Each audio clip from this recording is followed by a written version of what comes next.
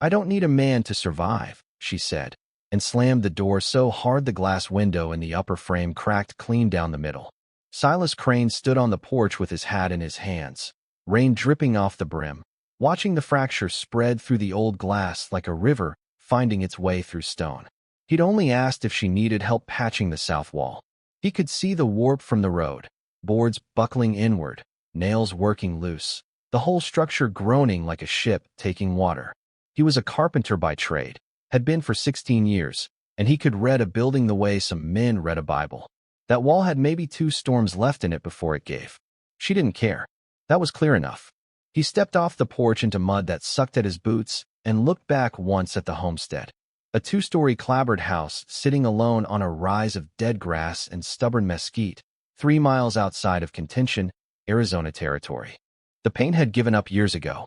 The fence posts leaned like drunkards. But the woman who owned it stood straight, and that seemed to be enough for her.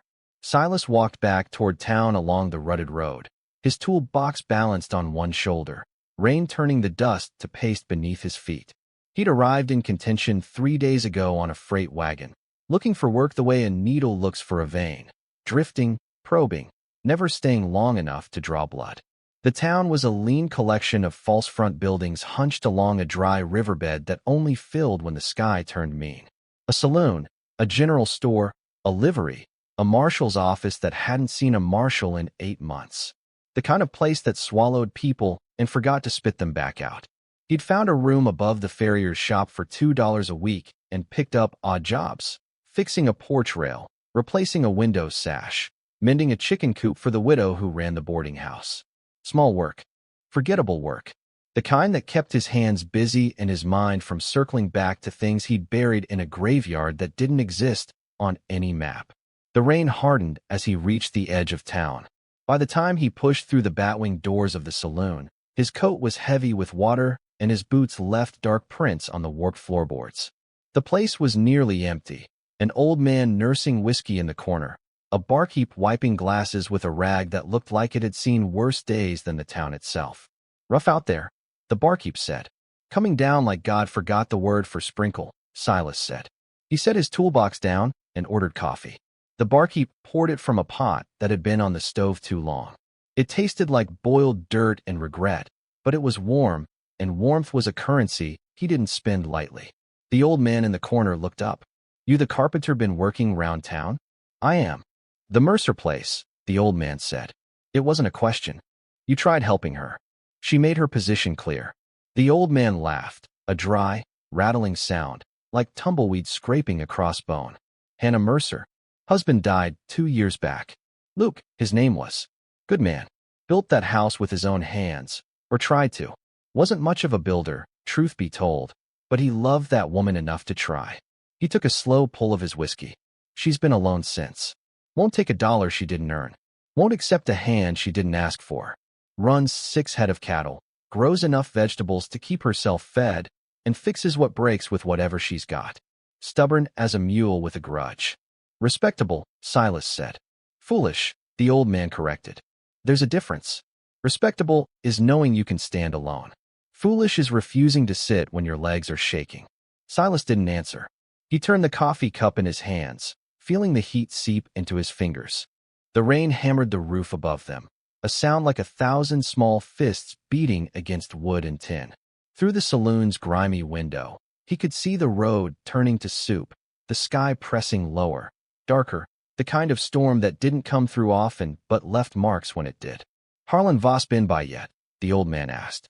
Silas looked up. "Who?" "Figured you'd hear the name soon enough. Voss owns the Bar V Ranch, south of here. Biggest spread in the county. Water rights, cattle, influence. He's been after the Mercer land since Luke died. Good water table on that property. Spring fed well. Voss wants it bad enough to make it ugly. She won't sell." The old man's eyes went flat. "She won't even talk about it. He sent men 3 times. She met them with a shotgun the first 2 and a rifle the third. Told them if they set foot on her land again, she'd aim for something they'd miss." Silas almost smiled. "Almost. She sounds like she can handle herself. Everyone says that right up until they can't." The rain kept falling. Silas finished his coffee, paid his nickel, and carried his toolbox back to the room above the farrier's shop. He stripped off his wet coat, laid it over the chair to dry, and sat on the edge of the narrow bed, staring at the wall. The room smelled like horse and hot iron. Through the floor, he could hear the farrier working late, the rhythmic ring of hammer on steel, a sound that had once meant something to him. Meant building, meant purpose, meant a life he'd lived before the fire. He closed his eyes. The fire was always there when he closed his eyes. The barn, the screaming, the beam that fell across the door. The choice he'd made, the wrong one, the one that lived in his chest like a nail that wouldn't rust. He opened his eyes. Stop thinking about it. That was the rule. You don't dig up a grave to check if the body's comfortable. The storm worsened through the night. Wind screamed through the gaps in the walls. The window rattled in its frame. At 2:30, lightning cracked close enough to shake the building, and for a moment the whole room lit up white. And in that flash, Silas saw something that made his stomach drop. From his window, he could see the road south, and beyond it, across the flats, the dark shape of the Mercer homestead on its rise. In the lightning's flash, a section of roof was gone. Not leaking, not damaged. Gone. Collapsed inward like a fist had punched through from the sky. He was already pulling on his boots before the thunder finished rolling. The rain hit him like a wall the moment he stepped outside. It wasn't rain anymore, it was assault. Wind drove the water sideways, horizontal sheets that cut through his coat and shirt in seconds, soaked his skin to the bone, turned the road into a river of mud and loose stone. He couldn't see 3 feet ahead. He didn't need to. He knew the direction, south, past the dry riverbed, up the rise, and he walked into the dark with his toolbox in one hand and the other arm shielding his face. 3 miles in a storm. He'd walked worse. He'd walked through a burning town with a child's body in his arms and no place to take it. 3 miles of rain was nothing. It took him 40 minutes. By the time he reached the base of the rise, his legs were burning and his boots were full of water that squelched with every step. The homestead loomed above him, and another lightning flash showed him the damage. The entire south-facing section of the roof had caved in, a ragged wound in the structure, beams jutting upward like broken ribs. He could hear it even over the storm. The groan of wood under stress, the crack of a support beam shifting, the wet crunch of ceiling plaster collapsing inside. He climbed the rise and pounded on the front door. Mrs. Mercer. Nothing. Wind and rain and the sound of the house dying around him. Mrs. Mercer. It's Silas Crane, the carpenter. Your roof's given way. Silence. Then, from inside, muffled. I know. He stood there, rain streaming down his face, jaw working. You hurt? No. Then open the door. No. Silas pressed his forehead against the wet wood and breathed. The cold found his bones. His fingers were numb around the toolbox handle. He could walk away. She'd made it clear, twice now, that she didn't want his help. He was a drifter, a stranger, a man with no standing to insist. She had the right to drown in her own stubbornness if that was her choice. But the house was still groaning. Another section of ceiling would go before morning. If she was underneath it when it did, she'd die alone in the dark, and they'd find her 3 days later when the smell reached town. And the old man's voice would be in his head. Everyone says that right up until they can't. Silas set his toolbox down, walked around the side of the house, and found what he expected, a kitchen window, low to the ground, the latch on the inside. He pried the frame with his pocket knife, popped the latch, and pushed the window open. He slid through into a kitchen that smelled like wet plaster and cold ash. The room was dark. Water poured through cracks in the ceiling, pooling on the plank floor, running in rivulets toward the doorway. He could see her silhouette in the hall, standing, not sitting, a lantern in one hand and a shotgun in the other, aimed at the sound of his entry. You broke my window, she said. Your roof broke itself, Silas said. He stood slowly, hands open and empty. I heard it from town. Saw the gap in the lightning. I told you I don't need. I know what you told me. He kept his voice low, steady, the way you talk to a spooked horse. You don't need a man. I heard you the first time. But this house needs a carpenter, and the carpenter's here. You can shoot me if you want, but the ceiling in the front room is about to come down, and I'd rather fix it than read about you in the newspaper. She didn't lower the shotgun. The lantern threw her shadow long and sharp against the wall, a tall, lean shape with steel in its spine. He could see her face now, angular, weathered, 35 or 40, eyes the color of creek water in winter. Her jaw was set so tight the tendons in her neck stood out like ropes. "Why?" she said. "You don't know me. You tried once, and I turned you down." Most men would have walked off and let the storm teach the lesson. Most men would have, Silas agreed. I'm not most men. And this isn't about you needing help. This is about me walking away from a house I can hear falling apart and having to live with that sound in my head. I've got enough sounds in my head already, Mrs. Mercer. I don't need another one. Something shifted in her face. Not softening. Nothing about Hannah Mercer softened. But the shotgun lowered an inch. Then another inch. She looked past him at the ceiling, where a new crack was spreading like lightning frozen in plaster, and water dripping through it in a steady, malignant stream. "You work tonight," she said, her voice flat as a plank. "You sleep in the barn. You leave tomorrow. And I will pay you. Not charity, not kindness. Wages. Fair wages for fair work. Fair enough. And you do not tell anyone in this town that I needed you. Wouldn't dream of it." She set the shotgun against the wall and held the lantern higher. The main beam in the front room cracked. I was in the kitchen when it went. Sounded like a cannon shot. Her hand was trembling. Just barely. Just enough to make the lantern flame flicker. She noticed him noticing and steadied it with her other hand. "There are boards in the barn. Luke bought them before. They've been sitting under a tarp." Silas nodded. He pulled off his coat, rolled his sleeves to the elbow, and took the lantern from her.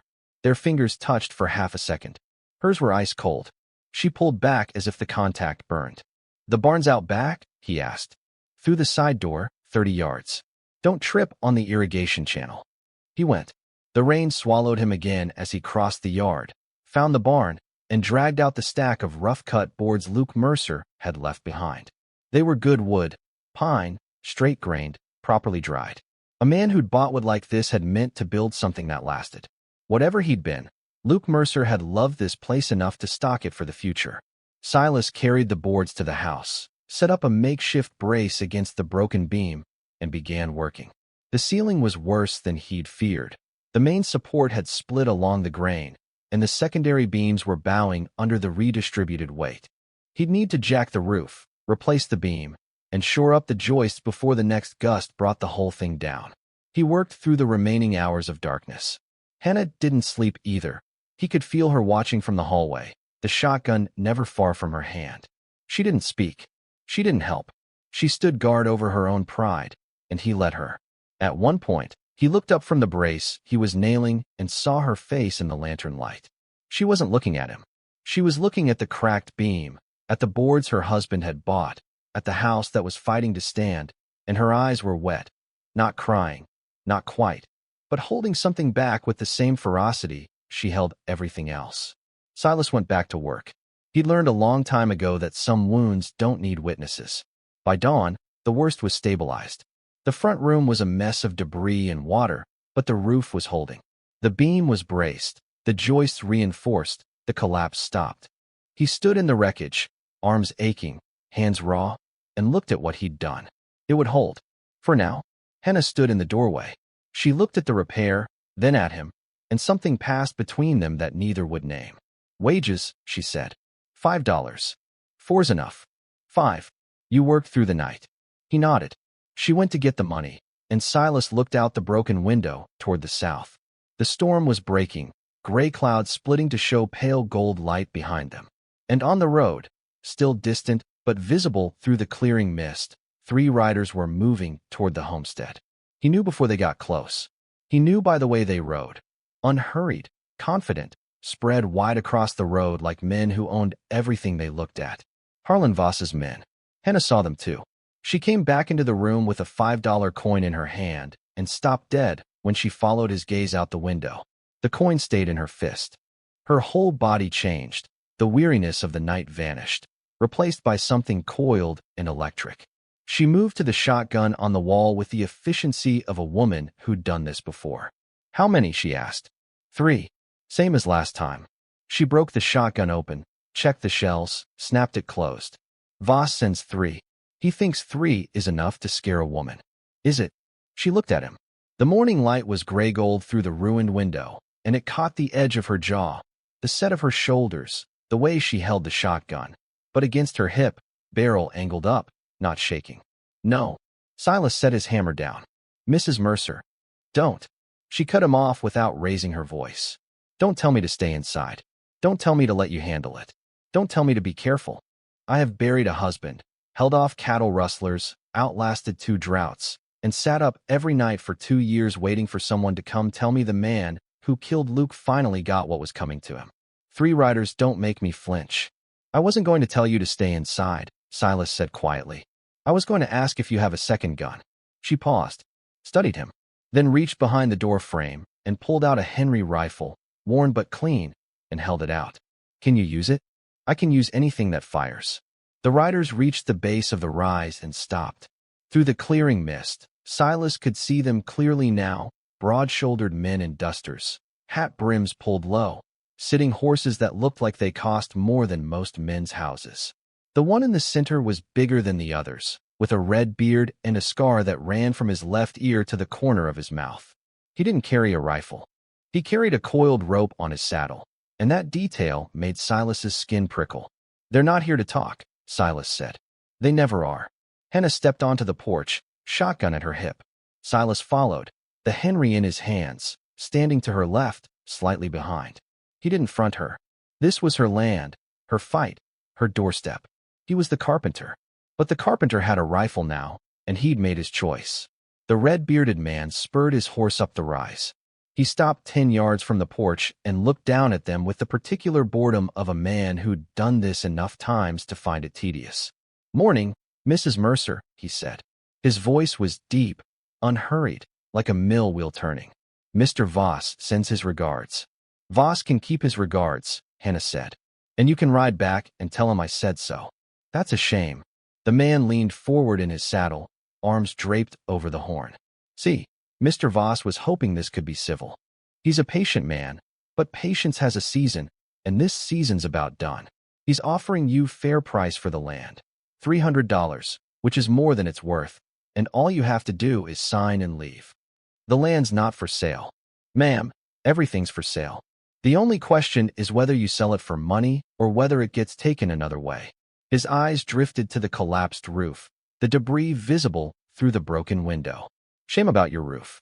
Storms can be hard on a place that's not properly maintained. A person might think about how the next one could be worse. Silas felt the air change. Hannah's grip on the shotgun tightened. He saw her knuckles go white, but her voice stayed level. Is that a threat, Mr. Cafferty? It's weather advice. Cafferty smiled. The scar bent with the smile, making his face look like cracked leather. Mr. Voss also wanted me to mention, he heard Luke's death might not have been the accident folks said it was. He's real troubled by that. Says if there was someone who knew the truth, it'd be a powerful thing to share. Might even be worth something. The silence that followed was a living thing. Hannah's breathing didn't change, but something behind her eyes shifted, a door opening onto a dark room she'd kept locked for 2 years. Silas saw it. Cafferty saw it too, and his smile widened. Think on it, Cafferty said. Mr. Voss gives you 1 week. After that, he'll come himself. He turned his horse, and the 3 riders began moving back down the rise. Silas watched them go. His hands were steady on the rifle, but his mind was turning. The rope on Cafferty's saddle. The mention of Luke's death. The roof. Had the storm done that? Or had someone helped it along? You can leave now, Hannah said behind him. He turned. She was still facing the road, shotgun at her hip, spine straight as a ridge pole. But her voice had lost its steel. Underneath was something thinner, something that sounded like the creak of a board just before it breaks. He mentioned Luke, Silas said. The way he said it, like he knew something. Everyone thinks they know something about Luke's death. Do you? She didn't answer. She walked inside and set the shotgun against the wall. Her hands were shaking now, not the controlled tremor of the night before, but a real, full-body shaking that started in her fingers and moved up her arms. She clasped her hands together to stop it, and it didn't work. Silas set the rifle down and looked at her. The morning light came through the broken window and fell across the debris-strewn floor, across the brace he'd built in the night, across the boards Luke Mercer had bought and never used. He saw the connection now, the rope, the threat, the roof. Voss wasn't just trying to scare her off the land. He was hunting for something. Something about Luke. You think Voss killed your husband, Silas said. Not a question. Hannah's jaw tightened. Her eyes were dry, fierce, refusing to break. I don't think. I know. Luke found water on this land. A spring, underground, big enough to supply 1,000 head. He filed the rights.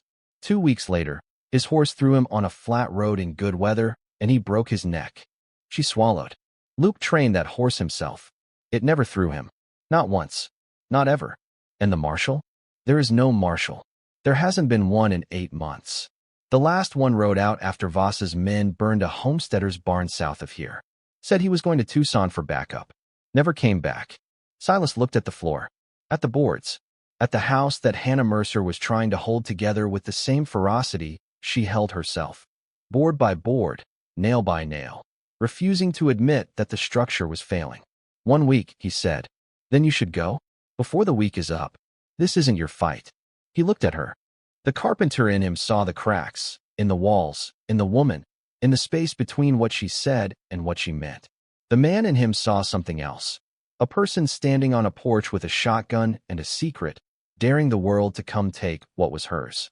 I'll leave when the roof is fixed, he said. That's what I was hired for. He picked up his tools and went back to work. He didn't mention that a roof didn't take a week to fix. He didn't mention that he was choosing to stay. Some choices are better made with your hands than your mouth. He worked through the morning and into the afternoon. The storm had moved east, leaving the sky scrubbed clean.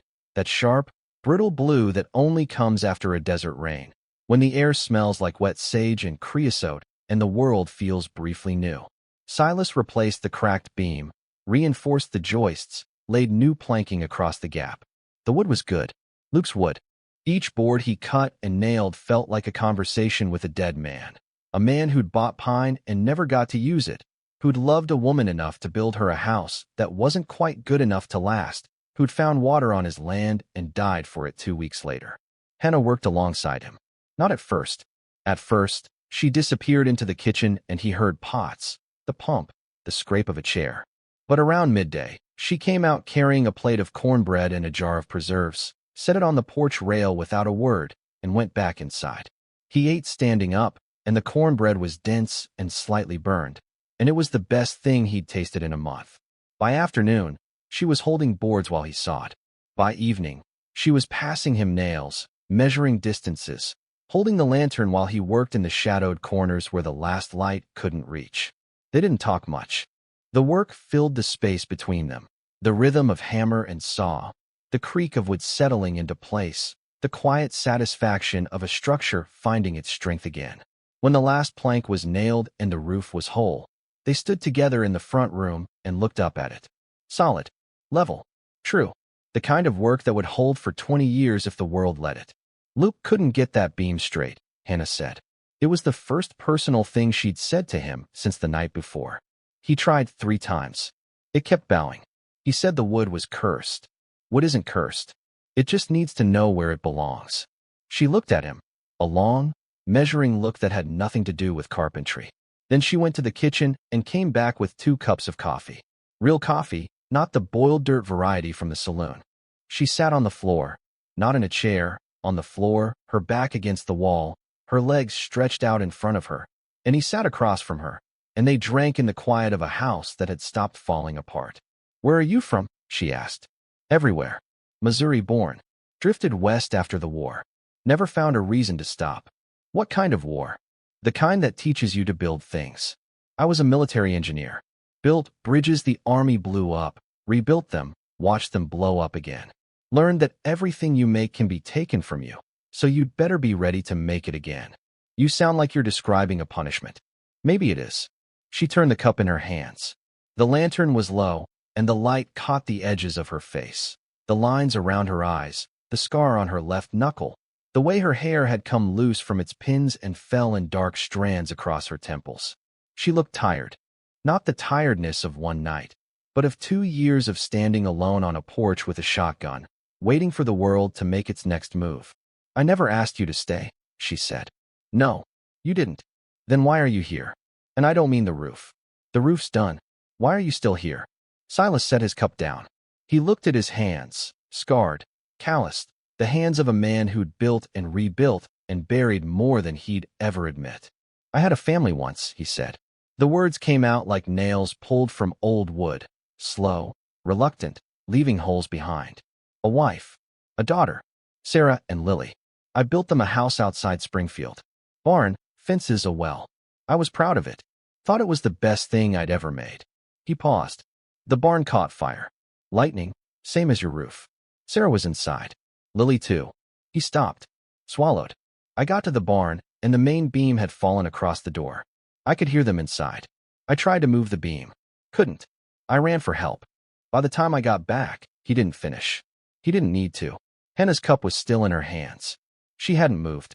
The silence in the room was the deepest kind, the kind that holds grief like a bowl holds water. That's why you came when my roof fell, she said. That's why I came. You couldn't save them. So you came to save me. I came because I could not come. I've walked past 100 broken things in 100 towns and told myself it wasn't my business. Last night, I couldn't do it. I heard your house falling apart, and I heard something else, and I couldn't walk away from it. Hannah reached into the pocket of her apron and pulled something out. A pocket watch, brass, tarnished, the chain broken. She held it in her palm and looked at it the way you look at a thing that carries more weight than its size. Luke's, she said. He was wearing it when the horse threw him. The chain snapped. I found it in the dirt 2 days later, half buried where he fell. She opened the watch. Inside the cover, engraved in uneven letters, for Hannah, who is braver than me. He wasn't a brave man, she said. He was a good man, and a kind one, but he wasn't brave. He bought these boards because he was afraid the south wall would fail, and he wanted to fix it before it hurt me. He filed the water rights because he was afraid we'd lose the land without them. Everything he did was out of love, not courage. And they killed him for it. You have proof. I have the truth. In this territory, that's not the same thing. Silas looked at the watch, at the inscription, at the woman holding it. He thought about the beam across the barn door. He thought about running for help. He thought about what it would have meant if he'd stayed, if he'd tried harder, if he'd found a way. You said Voss gives you 1 week, he said. What happens after the week? He comes himself. And when Harlan Voss comes himself, people sign papers or they disappear. Not this time. She looked at him. You can't fight Voss. He has 30 men. I don't need to fight 30 men. I need to build something he can't break. He reached out and touched the watch, gently, just the edge of the casing, where the brass was worn smooth by Luke's thumb. You said there's no marshal. But there's a circuit judge in Tucson, and there's a telegraph wire in contention. Held it against her chest. And for the first time since he'd met her, Hannah Mercer let her shoulders drop, just a fraction, just enough, the way a beam settles when it finally finds the weight it was meant to carry. They rode for contention before dawn. Hannah had Luke's papers, the water rights filing, the deed, a surveyor's map with the spring marked in red ink, locked in a tin box under the floorboard where she'd hidden them the night Luke died. She'd taken them because she'd known, even then, even in the shock and grief of finding her husband in the dirt with his neck bent wrong, that someone would come for the land. She'd been waiting 2 years for someone to come for her. Silas rode beside her on a borrowed horse, the Henry rifle across his saddle. The road was still soft from the rain, and their horses left deep prints that filled with water behind them, like the land was recording their passage. The sky was pale, pre-dawn gray, and the air was cold enough to see their breath. The telegraph office was in the back of the general store, operated by a man named Phineas Ward who slept behind the counter and smelled like tobacco and printer's ink. Silas woke him, and Hannah laid the papers on the counter and told him what she needed, a wire to the circuit judge in Tucson, detailing Harlan Voss's intimidation, the suspicious death of Luke Mercer, and the request for a federal marshal to be dispatched. Phineas looked at the papers, looked at Hannah, looked at Silas, who was standing by the door with the rifle, watching the street. Voss will kill me for sending this, Phineas said. Voss will kill me for not sending it, Hannah said. At least you can hide. Phineas sent the wire. The key clicked in the dark like a woodpecker working dead timber, and Hannah stood over it the whole time, watching every letter as if she could hold the words in place by sheer force of will. They were halfway back to the homestead when they heard hoofbeats behind them. Silas turned in the saddle. 5 riders, coming fast from the south, dust kicking up despite the wet ground. He could see Cafferty's red beard in the lead, the rope coiled on his saddle, and his blood went cold. Ride, he told Hannah. No, Mrs. Mercer. I said no. I'm done running from these men. She pulled her horse to a stop in the middle of the road, slid off, and stood with the shotgun braced against her hip, facing the oncoming riders. Silas dismounted beside her. He didn't argue. He'd learned that about Hannah Mercer. You didn't change her mind. You either stood beside her or you got out of her way. Cafferty pulled up 20 yards out. The 5 men spread across the road, blocking the path in both directions. The morning sun was just breaking over the hills, throwing long shadows behind the horses, and the light caught the metal of their belt buckles and rifle barrels in flat, hard flashes. "Wiring messages now," Cafferty said. His voice was casual, but there was something underneath, a tightness, a readiness, a man who'd come prepared to finish something. "That wasn't smart, Mrs. Mercer. Mr. Voss doesn't like people who involve the law." "The law's already involved," Hannah said. "It was involved when your boss murdered my husband." Cafferty's smile faded. The scar on his face looked deeper in the morning light, a groove carved by something dull. "That's a serious accusation. A woman alone, making accusations against the biggest rancher in the county. You know how that plays. You're just a widow with a grudge. I'm a widow with a deed, a water filing, and a telegraph receipt. And I'm not alone."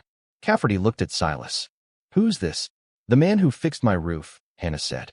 "And the man who's going to stand here with me until the marshal rides in from Tucson." Cafferty laughed, a short, ugly sound. "You think a carpenter and a widow can hold off 5 men? Silas raised a Henry. "I think 5 men can't ride past this rifle fast enough to reach her before I drop 3 of you.